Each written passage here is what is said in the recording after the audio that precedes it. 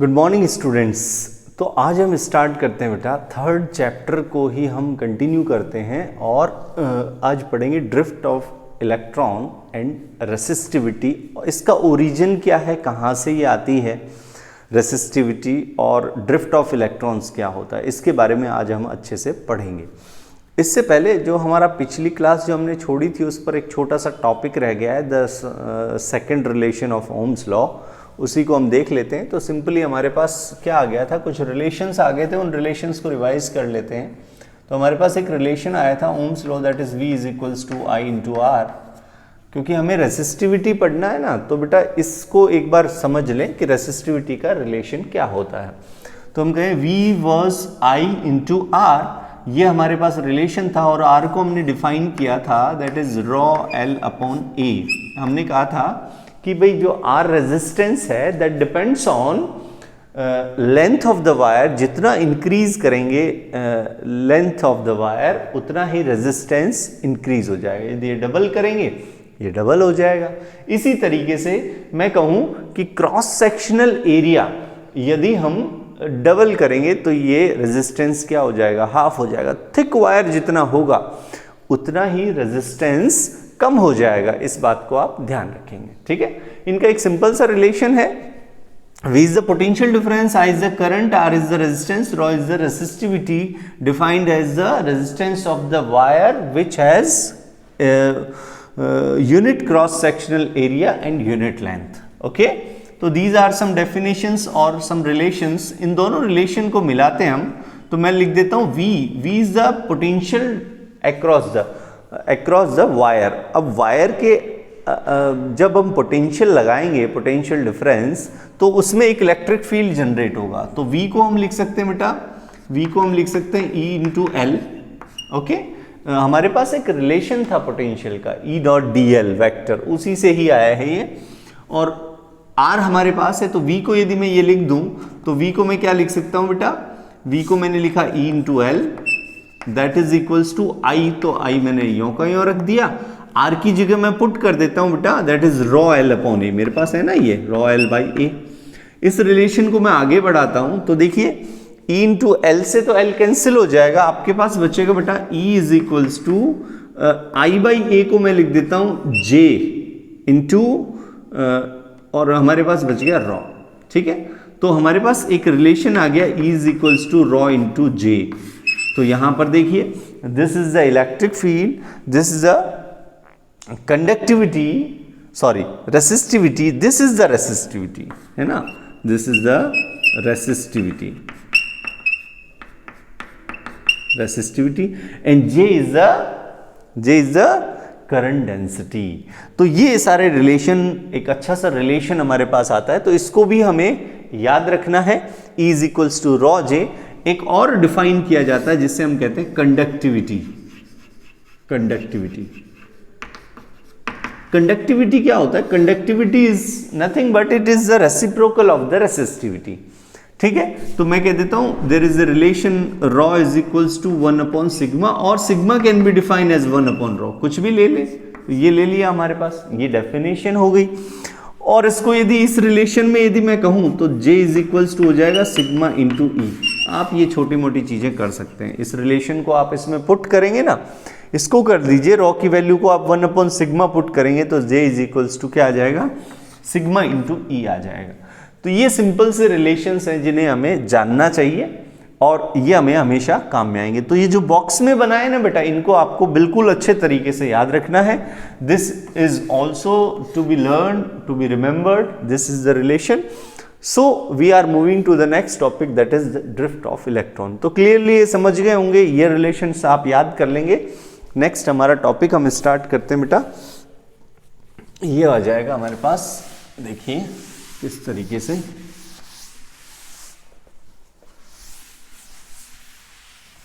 Okay,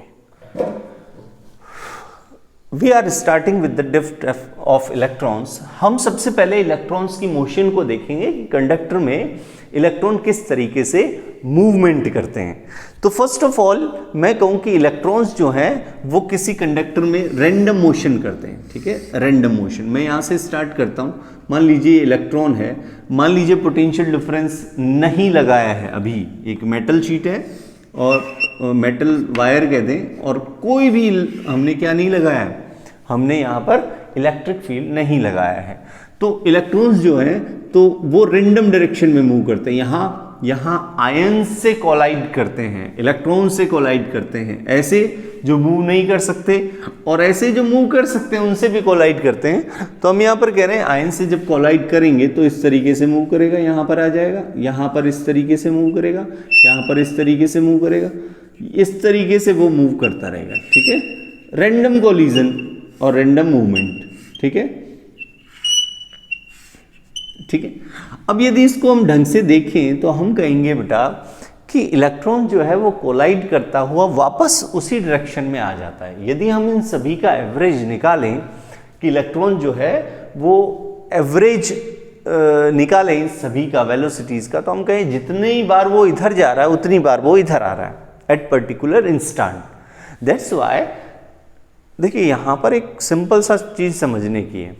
first thing याद रखना कि भाई कोई भी इलेक्ट्रॉन होता है उसकी मोशन मेटल्स के अंदर हमेशा रैंडम होती है। फर्स्ट थिंग वो हमेशा मूव करता रहता है। सेकंड थिंग क्या है, हमेशा मूवमेंट में रहेगा एवरी टाइम। चाहे भाई हमारे जो रूम टेम्परेचर है वो कुछ टेम्परेचर लेकर वो मूवमेंट में आ जाते हैं, तो वो हमेशा मूव करते रहते हैं, ठीक है। लेकिन कंफ्यूजन क्या है, इलेक्ट्रॉन मूव करेंगे तो करंट फ्लो होगा, है ना, इलेक्ट्रॉन मूव करेंगे तो डेफिनेटली करंट फ्लो होगा।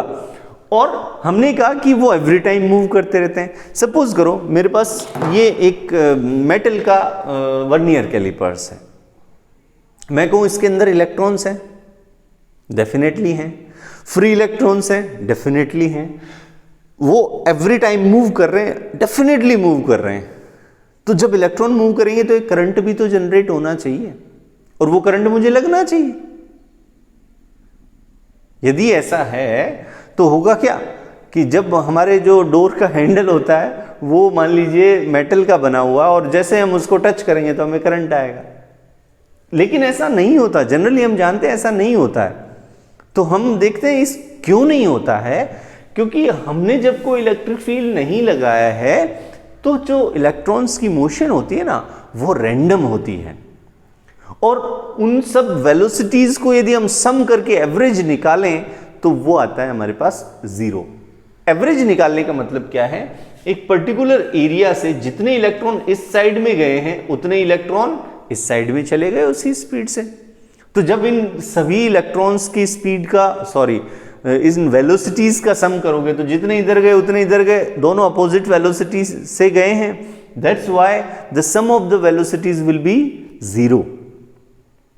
तो हम ये कह सकते हैं कि जब इलेक्ट्रॉन्स रैंडम मोशन में होते हैं तो होगा ये कि एक सिंपल सा हमारे पास एक रिलेशन आएगा, that is 1/n sigma of सभी की वेलोसिटीज को सम कर दें तो that will be equal to 0, ठीक है, रैंडम मोशन की वजह से। Random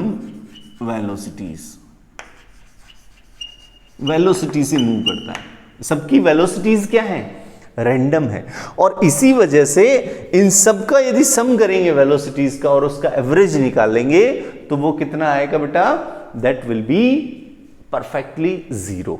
that's why average velocity 0 होने से जितना करंट इधर फ्लो हो रहा है उतना ही करंट इधर फ्लो होगा, और अल्टीमेटली हमारे पास current in this situation will be 0 और हमें करंट नहीं लगेगा, ठीक है।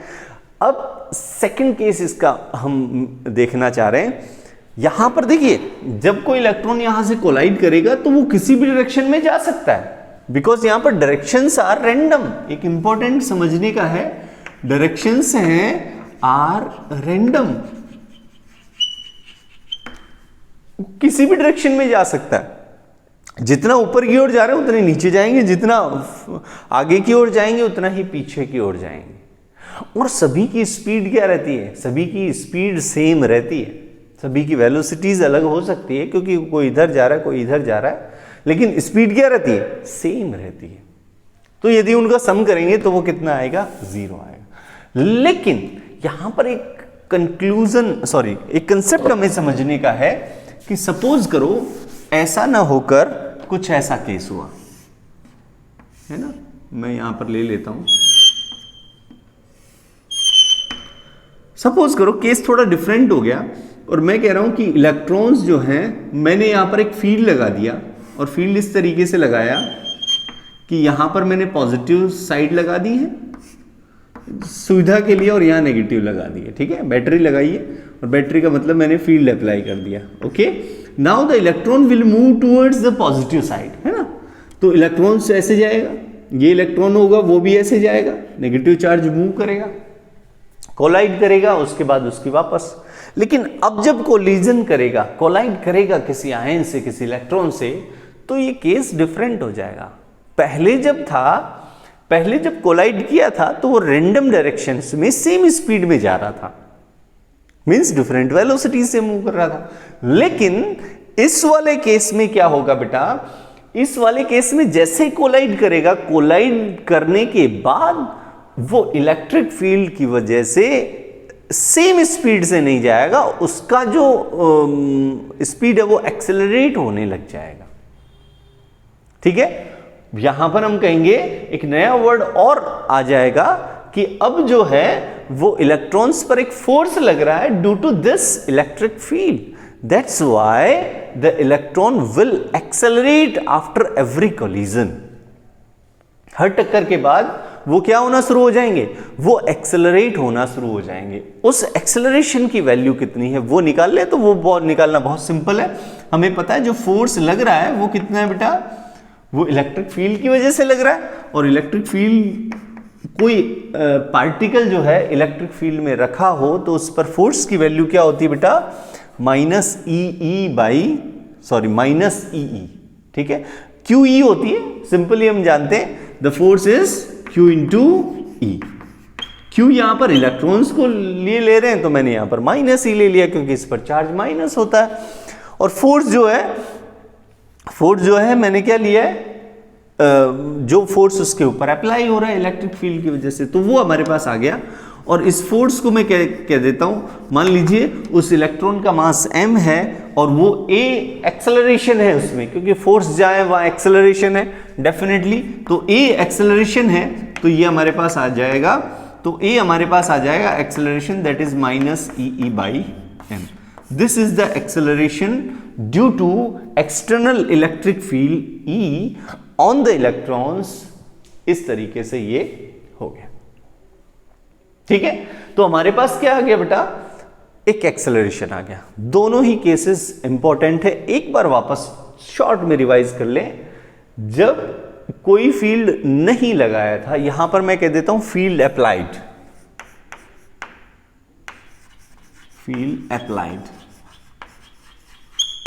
फील्ड अप्लाई कर दिया हमने, है ना।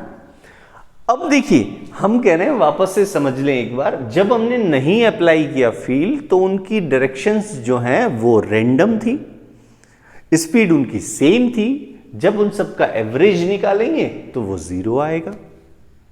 लेकिन जैसे ही फील्ड अप्लाई किया, अब उन पर एक फोर्स भी एक्ट कर रहा है, तो जैसे ही वो कोलाइड करने के बाद फ्री होंगे तो कोलाइड करने के जस्ट बाद इस फील्ड की वजह से वो एक्सेलरेट होना शुरू होंगे। तो जो टू सक्सेसिव कोलिजन है उनके बीच में वो एक्सेलरेशन होगा और उनकी स्पीड जो है वो धीरे धीरे इंक्रीज होती जाएगी। यहां पर ये समझने का, और वो एक्सेलरेशन कितना होगा वो इस फील्ड की वजह से ई बाई एम के इक्वल आ जाएगा। क्लियर? तो अब हम क्या निकालना चाह रहे हैं वो समझिए, इसको हम थोड़ा और एलोबरेट करते हैं। हम कहते हैं कि जब मैं ये इस एक्सेलरेशन से इस तरीके से एक्सेलरेट होना शुरू हो जाते हैं, तो हम कह रहे हैं कि भाई एक इलेक्ट्रॉन जो है, इसको यहां पे समझे। सपोज करो यहां पर एक आयन है और यहां से कोई इलेक्ट्रॉन जो है यहां पे आके कोलाइड करता है। कोलाइड करने के बाद उसकी डायरेक्शन से इस साइड में चला जाता है, ठीक है। और यहां से और यहां तक देखिए, यहां से अब एक्सेलरेट होना शुरू हो रहा है ड्यू टू फील्ड, ओके अब जब एक्सेलरेट होगा फील्ड की वजह से, इस फील्ड को कंसीडर नहीं कर रही है, थोड़ा डिफरेंट है, या फिर इसी को कंसीडर कर सकते हैं, लेकिन अभी के लिए देख लें। मैं कह रहा हूं फील्ड की डायरेक्शन इस साइड में है, तो इसके अपोजिट इलेक्ट्रॉन क्या होगा, अट्रैक्ट होगा, तो वो अट्रैक्ट होना शुरू हो जाता है इस तरीके से। ठीक है, जब अट्रैक्ट होगा तो उसकी स्पीड जो है वो धीरे धीरे इंक्रीज होती जाएगी due to acceleration and due to field. जब वो एक्सेलरेट होगा बेटा, तो सपोज करो कि टी आई टाइम जो है वो लैप्स हो गया, यहां से यहां तक आने में टी आई टाइम लैप्स हो गया, तो टी आई टाइम में यहां से यहां तक आने में कितना लगा, टी आई टाइम लगा, तो इसकी स्पीड भी तो इंक्रीज हो गई। यदि हम वेलोसिटीज के द इक्वेशंस ऑफ मोशन को यूज करें, तो यहां पर मैं फाइनल वेलोसिटी की वैल्यू टी आई टाइम पे कितना है वो निकाल सकता हूं। ठीक है, तो जैसे यहां कोलाइड किया, इसने कोलाइड करते इसको इंक्रीज हो गया, और उस स्पीड को हम कैलकुलेट कर सकते हैं। और कितनी आएगी टी आई टाइम पर स्पीड, हम यदि रूल यूज करें तो V I will be ith time पर जो होगा v is equals to U plus A T, first equation of motion, तो मैं यहां पर कह दूंगा that is U I plus A into T I. Okay, और इसको जब हम सॉल्व करेंगे बेटा, तो मैं यहीं लिख देता हूं, इसको यहां पर लिख देता हूं, तो कितना आएगा देखिए, V I will be equal to U I initial, जैसे यहां पर कोलाइड किया तो स्पीड इसकी 0 हो गई, और a into T I that is minus E by M into T I. एक रिलेशन जिसे याद नहीं करना है, अभी मैंने बॉक्स में बना दिया है इसको। तो ये देखिए, ये टी आई आ गया हमारे पास, लेकिन इस टी आई टाइम पर सभी की वेलोसिटी, सभी की सेम सिचुएशन नहीं रहेगी। मान लीजिए एक दूसरा पार्टिकल है और यहां पर भी दूसरा इलेक्ट्रॉन है, यहां पर आयन से या इलेक्ट्रॉन से कोलाइड करता है और वो इसी डायरेक्शन में इस तरीके से जाता है, लेकिन हो सकता है वो लेट चल रहा हो तो वो इतना ही पहुंचे, थर्ड कोई हो वो यहां तक पहुंच जाए, है ना। सबके केसेस डिफरेंट होंगे कि नहीं। हम ये मानते हैं कि जो टी आई टाइम है एक स्पेशल टाइम है, उस टाइम से जितने ज्यादा आगे चले गए हैं उतना ही पीछे भी हैं। उस टाइम को हम कैच करना चाह रहे हैं, समझ रहे हो बेटा। हम कह रहे हैं कि मान लीजिए 100 पार्टिकल्स आगे चले गए, उससे पीछे भी 100 उसी सिचुएशन में है, तो हम कहेंगे कि उस टाइम को हम कहते हैं बेटा रिलैक्सेशन टाइम। उस टाइम को क्या कहते हैं, रिलैक्सेशन टाइम। और वो टाइम क्या होता है, वो इस टाइम का एवरेज होता है। क्या होता है, इस टाइम का जो टी आई टाइम लिया है ना, इससे आगे भी कई पार्टिकल हैं इस सिचुएशंस में, इससे पीछे भी कई पार्टिकल हैं जो अभी तक यहीं पहुंचे हैं कोलिजन करके, कई इनिशियली जनरेट हुए हैं। तो बहुत सारे पार्टिकल्स, बहुत सारे इलेक्ट्रॉन्स हैं, सबकी सिचुएशन अलग अलग है, लेकिन एक इंस्टेंट में इन सबको सम करके इनका एवरेज निकाले ना, तो उस एवरेज को हम क्या कहते हैं बेटा, उसको कहते हैं हम रिलैक्सेशन टाइम। क्या कहते हैं, relaxation time. This is called relaxation time. और इसको डिनोट किससे करते हैं बेटा, टॉ से डिनोट करते हैं, इसको हम टॉ पढ़ते हैं, TAU, टॉ। ओके, तो ये हमारे पास टॉ, देखिए टॉ जनरली 11th क्लास में हमने पढ़ा था कि टॉ जो है वो टॉर्क से रिलेट करता है, ठीक है ना। तो इसको टॉर्क नहीं बोले, टॉर्क तो एक फिजिकल क्वांटिटी है, फिजिक्स की क्वांटिटी है, लेकिन टॉ जो है वो साइन को प्रोनाउंस करते हैं इस तरीके से। तो दिस इज अ टॉ। तो मैं कहूं कि यदि मान लीजिए मैं इन सब का एवरेज निकाल लूं, तो मेरे पास एवरेज वेलोसिटी कितनी आ जाएगी, वो आ जाएगी बेटा minus E by M into tau. And tau is the relaxation time and it is the average time of all the particles. ठीक है, जितने भी पार्टिकल हैं वो पर्टिकुलर टाइम पर जो है वो कितना है, तो उन टाइम का एवरेज निकाला है, तो उन सभी का एवरेज जब निकालेंगे तो वो हमारे पास टॉ आएगा and that is the relaxation time. और उस टाइम को यदि कंसीडर करें तो इस वेलोसिटी को ही हम क्या कहते हैं बेटा, that is called drift velocity. That is called drift velocity, ठीक है। This is the velocity by which the electrons are moving in the metals, ठीक है। This is the velocity by which the electrons are moving in the metal. अब हमने देखिए acceleration हुआ, उन सब का एवरेज निकाल लिया, तो अब हम ये मान के चलेंगे कि इसकी एवरेज वेलोसिटी ये है, और वो ही नाम दे दिया हमने उसको, क्या नाम दे दिया, that is drift velocity, and that is due to electric field. It is to remember कि ये जो वेलोसिटी है, ड्रिफ्ट वेलोसिटी, ये किस वजह से, ये इलेक्ट्रिक फील्ड की वजह से है। इलेक्ट्रिक फील्ड जहां अप्लाई करोगे वहां पर इलेक्ट्रॉन्स ड्रिफ्ट करना स्टार्ट कर देंगे, है ना।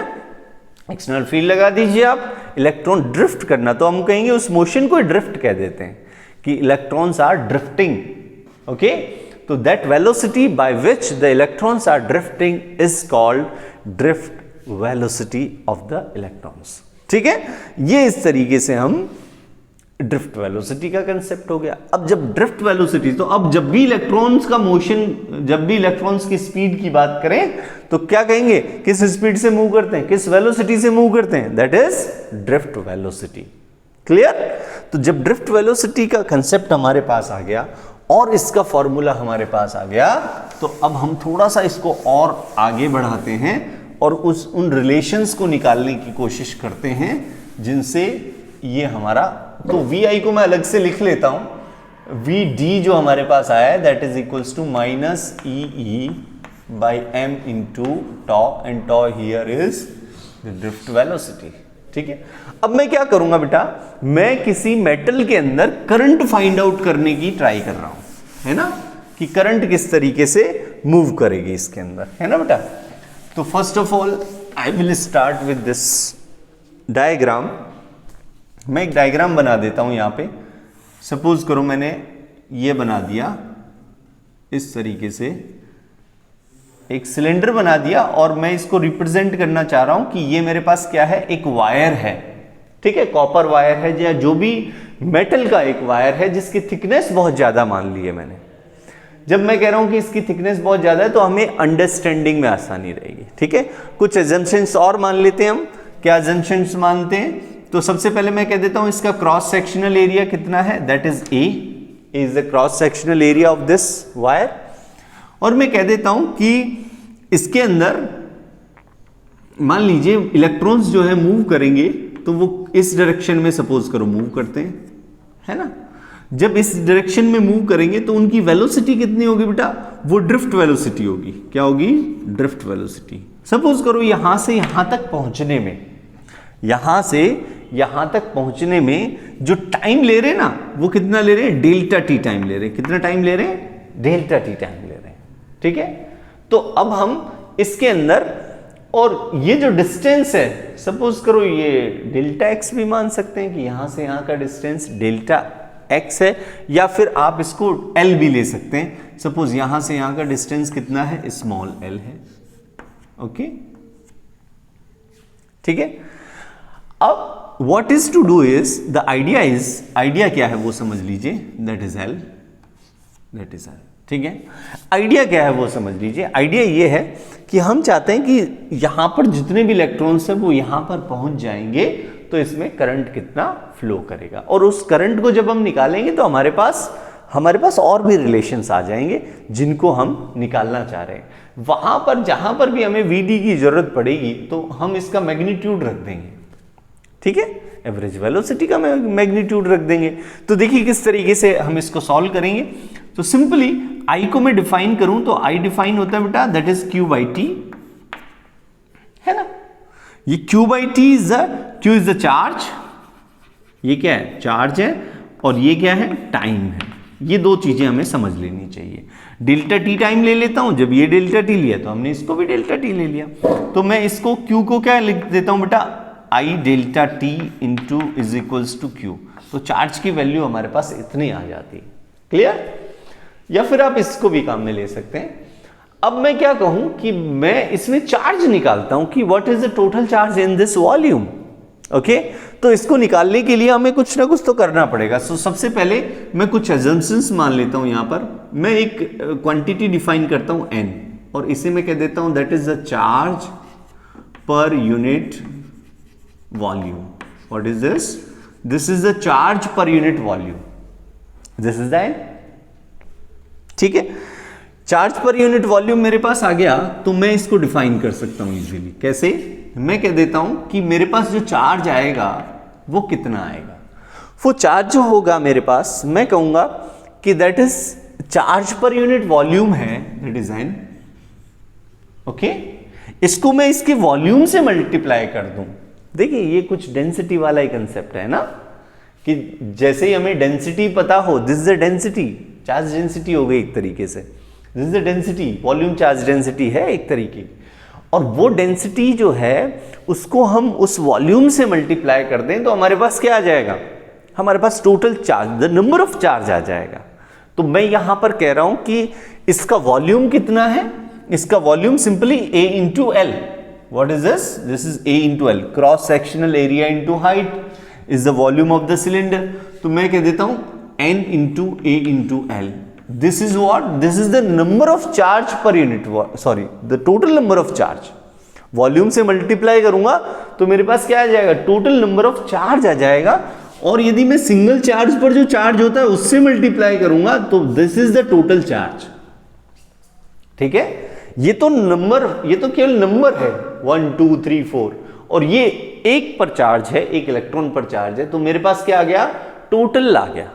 आ गया कि नहीं? तो after that what I am doing is A into L आ गया मेरे पास. अब मैं कहूं कि भाई is equals to N into A.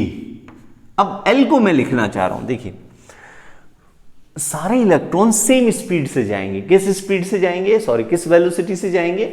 This is the VD. This is the VD is the drift velocity और ड्रिफ्ट स्पीड. इससे मूव करेंगे. तो हमें क्या निकालना है? हमें ये निकालना है कि सारे के सारे सेम वेलोसिटी से जा रहे हैं, तो यहां से यहां तक जाने के लिए कितना जो, और डेल्टा टी टाइम में पहुंच रहे हैं. सारे के सारे किससे? सेम टाइम में पहुंचेंगे. तो मैं कह रहा हूं यहां से यहां तक जाने में टाइम कितना लग रहा है? Delta T. तो लेंथ इज इक्वल्स टू होता है स्पीड इंटू टाइम. तो मैं एल को क्या लिख सकता हूं? That is VD into delta T. तो मैं क्या कर देता हूं? लेंथ को लिख देता हूं that is VD into delta T into E, that is Q. Q आ गया बेटा हमारे पास.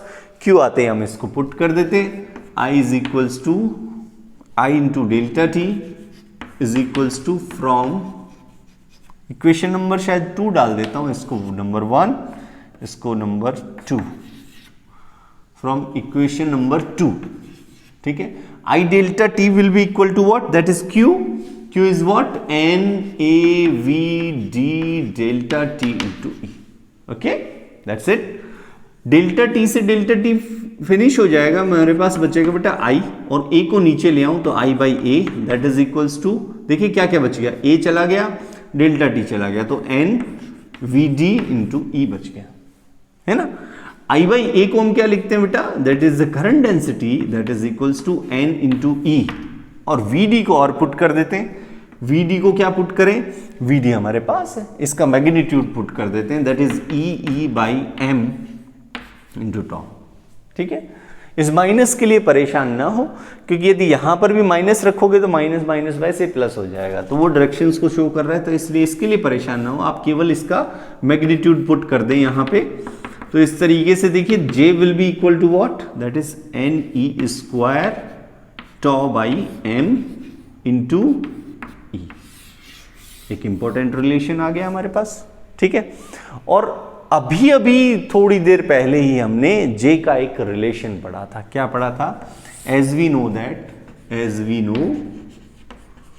दैट क्या पता है बेटा हमें पता है कुछ relations. J is equals to sigma into E, है ना. तो J की जगह मैं क्या लिख देता हूं? That is sigma into E, that is equals to NE square tau by M into E. तो मेरे पास तो सिग्मा आ गया ना बेटा. That is what? That is NE square tau by M. आ गया सिंपल सा रिलेशन. और यदि मैं, दिस इज द कंडक्टिविटी, ये क्या आ गया मेरे पास, कंडक्टिविटी, और मेरे पास रेसिस्टिविटी की बात करूं तो मैं इसको क्या कर दूंगा, उल्टा कर दूंगा। तो rho will be equal to what, 1 upon sigma that is equals to m upon N E square tau. ठीक है, ये सिंपल से रिलेशंस हैं जिनको हम इजीली कैलकुलेट कर सकते हैं। सिंपल। अब सारा काम हमने कर लिया, तो अब ये है समझने का, क्या समझना है इसमें, बहुत एक कंसेप्ट समझ लेते हैं। कंसेप्ट ये कह रहा है कि देखिए मेटल्स के अंदर हमें ये एक्सप्लेन करना होगा कि रेसिस्टिविटी किस तरीके से चेंज होती है। ठीक है, तो रेसिस्टिविटी सिंपली m तो कांस्टेंट है, ये सारे कांस्टेंट है, लेकिन ये किस पर डिपेंड कर रहा है, टॉ पर डिपेंड कर रहा है, रिलैक्सेशन टाइम पर डिपेंड कर रहा है। जैसे जैसे रिलैक्सेशन टाइम चेंज होगा वैसे वैसे रेसिस्टिविटी भी चेंज होगी, and these are inversely proportional. हम कहेंगे कि भाई रेसिस्टिविटी यदि बहुत कम है तो रिलैक्सेशन टाइम यदि बहुत कम है तो रेसिस्टिविटी बढ़ जाती है। कम होने का मतलब क्या है वो क्लियर कर लें। मान लीजिए यहां से यहां तक टक्कर करता है और उसके अंदर मान लीजिए 2 सेकंड लेता है, हालांकि बहुत ज्यादा है लेकिन हम समझने के लिए कह रहे हैं, यहां से यहां तक कोलाइड करने में 2 सेकंड लेता है। ठीक है, तो कोलिजन का टाइम जब 2 सेकंड है तो एवरी 2 सेकंड में ये इलेक्ट्रॉन कोलाइड करेगा, लेकिन उसके साथ में बहुत सारे इलेक्ट्रॉन जो है जिनकी स्पीड सेम है, इस वजह से वो क्या करेंगे, कोलाइड करेंगे। क्लियर। लेकिन ये रिलैक्सेशन टाइम कम हो जाए, मतलब यहां से यहां तक 1 सेकंड में हिले, तो कोलिजन जो है, नंबर ऑफ कोलिजन इंक्रीज हो जाएंगे। नंबर ऑफ कोलिजन क्या होंगे, इंक्रीज हो जाएंगे कि नहीं भाई। 2 सेकंड में वो 2 बार कोलाइड कर जाएगा, तो रिलैक्सेशन टाइम पर इसका फर्क पड़ेगा, क्योंकि हम जो टाइम ले रहे हैं कोलिजन का, जो टीआई ले रहे थे, उनका एवरेज भी जो है वो चेंज हो जाएगा, and that is the relaxation time.